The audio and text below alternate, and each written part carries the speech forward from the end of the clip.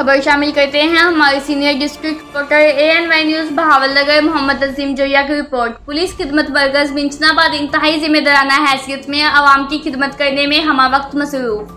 Minchinabad district police officer जिला Bahawalnagar DSP traffic की जेर निगरानी और अहकामात की तामील करते हुए पुलिस खिदमत वर्कर्स इंचार्ज एजाज अहमद, दिगर ट्रैफिक पुलिस ऑफिसर्स, पुलिस एहलकार अशफाक अहमद, गुलाम मुस्तफ़ा वट्टू आवाम की खिदमत के लिए इंतहाई खुश असलूबी और खुश इखलाकी के साथ हमा वक्त मसरूफ़ अमल हैं।